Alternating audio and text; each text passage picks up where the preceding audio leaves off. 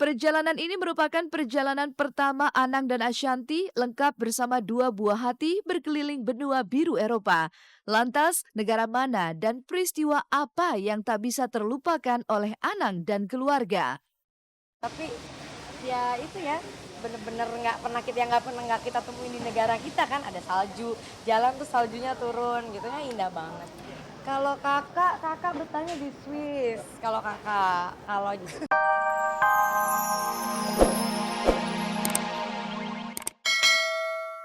Berarti karena sudah terbiasa dalam kondisi begini, maksudnya tahun sekali ngalamin begini, atau mereka nyenengin hati ya, jadi nggak tahu. Tapi kalau lihat sampahnya kan juga ngeri sebenarnya. Ini kan harusnya kerjasama antara masyarakat sendiri. Jadi kalau mereka tidak pengen banjir, harusnya harus lebih menjaga kebersihan. Dan ini kalau dikurangin kebersihannya nggak kayak begini. Ini sampahnya ngeri nih. Apa yang dilakukan Yuni tentu jauh dari kesehariannya. Yuni tak berdiri dengan alas kaki mengkilat seperti ketika melakoni perannya sebagai penyanyi. Yuni rela basah-basahan dan terendam air demi ikut merasakan penderitaan warga yang terkena dampak banjir.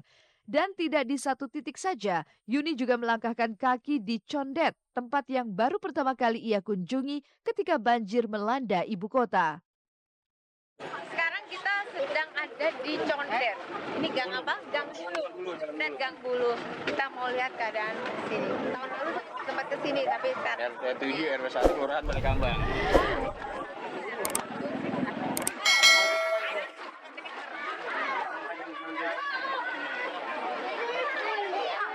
jadi resikonya jauh lebih berat. Karena apa? Karena kita nggak bisa lihat jalanan ini seperti apa.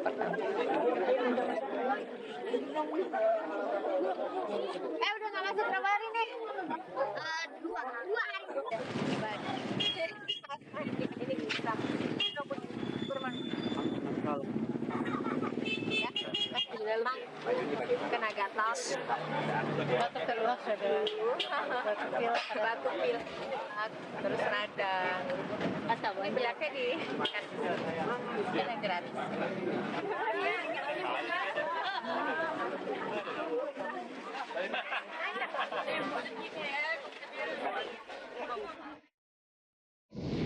Meski tak lagi terikat apapun dengan Yuni Syarah, di tempat berbeda, Raffi Ahmad juga tergugah hatinya melakukan hal serupa dengan apa yang telah lebih dulu dilakukan oleh Yuni. Dan Rabu kemarin, Raffi turun secara langsung ke 3 tempat banjir sekaligus, yakni daerah banjir Pasar Minggu, Kebagusan, dan Jati Padang. Di tempat ini, Raffi coba membagi sejumlah kebutuhan pokok seperti berikut ini. Itu sampai 4 meter katanya. 4 meter. Malam tinggi lagi, malam turun lagi. Tinggi turun, tinggi turun, tinggi turun. Ini daerah Pasar Minggu, banyak adik-adik kita, saudara-saudara kita, ibu-ibu yang mengungsi karena rumahnya banjir. Sampai nggak sekolah, kasihan. Sekarang kita lagi mau terjun langsung, kita kasih sembako, obat-obatan. Ya banyak lah, karena bersih miris juga gitu kan. Saya tinggal di Jakarta juga meskipun saya pendatang ya dari Bandung. Tapi sedih juga melihat ibu kota ya banjir kayak gini. Kita mau memberikan secara simbolik. Ada sembako, ada beras sembako juga ya. Ada obat-obatan. Ini secara simbolik masih banyak di belakang sana ya. Kita berikan kepada RT mana ini Pak Nanang? RT 17 RW 07. RT 17 RW 7 Pejaten Timur. Mudah-mudahan bisa bermanfaat untuk warga kita.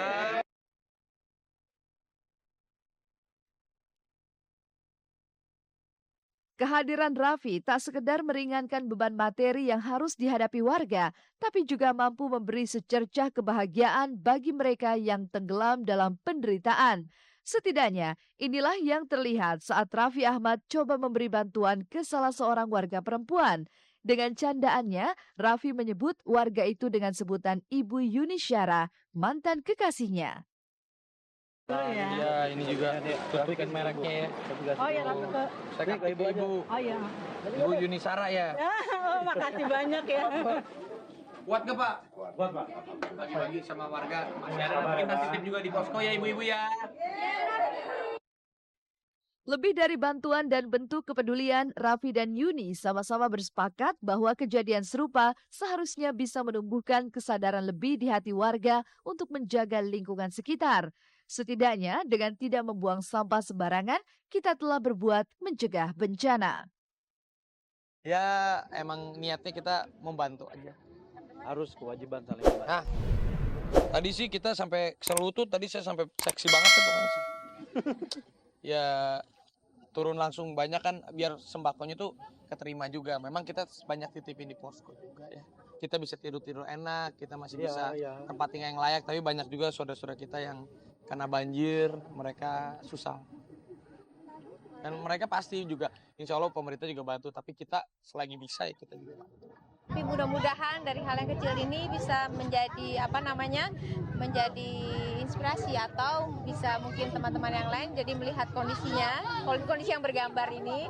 Siapa tahu esoknya mungkin teman-teman yang lain bisa datang ke tempat-tempat yang lain bisa membantu.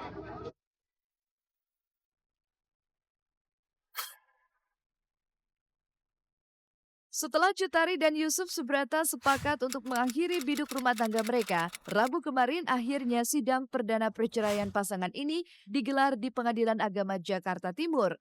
Namun dalam sidang dengan agenda mediasi itu, baik Yusuf Subrata maupun Cutari sama-sama tidak hadir di ruang sidang. Lantas apa yang membuat Yusuf dan Cutari tidak hadir dalam sidang perdana Rabu kemarin? Pak Yusufnya nggak hadir Pak hari ini. Masih di luar kota. Ya, karena pekerjaannya kan di luar kota Pak Yusuf. Pak Yusuf dengan Mbak Tari sampai saat ini juga hubungannya baik, nggak ada masalah apapun. Masih sering datang ke rumah Mbak Tari dong, Pak? Ya, masih kan ada anaknya kan.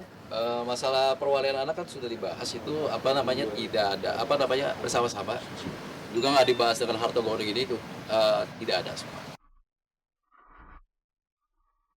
Dengan alasan tengah berada di luar kota, Yusuf Subrata hanya diwakili oleh kuasa hukumnya. Tapi benarkah dalam sidang lanjutan yang rencananya akan digelar 2 minggu lagi, Yusuf menyanggupi untuk hadir? Benarkah jika perceraian pasangan ini hanya disebabkan ketidakharmonisan semata, atau memang benar adanya ada orang ketiga yang membuat keutuhan rumah tangga yang telah diperjuangkan Cutari dan Yusuf dengan sedemikian rupa akhirnya rekah juga? Mungkin untuk sidang selanjutnya Pak Yusuf akan hadir. Setelah dilakukan pembicaraan segala macam ya mungkin ini yang terbaik. Perceraian perpisahan antara Pak Yusuf dengan mungkin Mbak Tari ini istilahnya memang murni masalah rumah tangga karena tidak harmonis saja.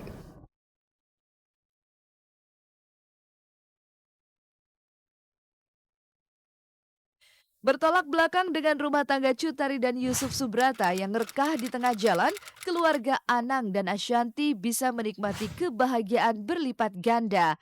Tidak hanya dibaluri cinta berlimpah, keluarga ini juga bisa menikmati kebersamaan yang tak semua orang bisa merasakannya. Itulah ketika selama 3 pekan Anang dan Ashanti juga kedua anaknya Aurel serta Azriel berlibur ke sejumlah negara di benua biru di Eropa. Setelah mencicipi musim dingin di Belanda, Paris, Swiss, Italia, Anang sekeluarga kembali ke Indonesia Rabu kemarin. Dan kebahagiaan keluarga ini masih terasa saat mereka berbagi kisah seperti berikut. Kita 3 minggu, terus di sana dingin ya? Dingin banget. Sampai minus juga, terus ada beberapa negara yang bersalju gitu. Tapi nggak mereka juga bilang biasa kalau datang di bulan ini tuh pasti kita nggak bisa ngapa-ngapain gitu karena salju. Tapi alhamdulillah banget pas kita datang banyak negara yang bisa dikunjungi yang dinginnya tidak terlalu dingin-dingin banget gitu. Jadi kita masih bisa jalan-jalan, masih bisa belanja, lihat-lihat, masih enak lah. Belanda, Jerman, Brussels, Paris, Swiss, sama Italia, Milan.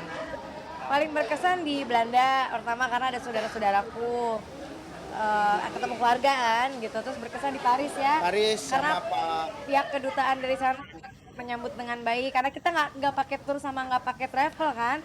Jadi nggak ngerti apa-apa dan alhamdulillah banget kedutaan Paris sama kedutaan Swiss membantu sekali untuk ngasih tahu tempat-tempatnya. Habis itu ngajak jalan-jalan kemana-mana. Plus ngasih kita juga makan siang ya, kita diundang makan siang yang kita udah lama nggak makan makanan Indonesia. yang udah aduh pengen makan Indonesia banget, kita diundang makan untuk makan makanan Indonesia gitu.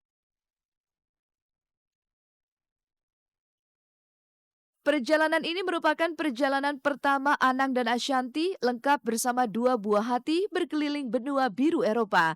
Lantas, negara mana dan peristiwa apa yang tak bisa terlupakan oleh Anang dan keluarga?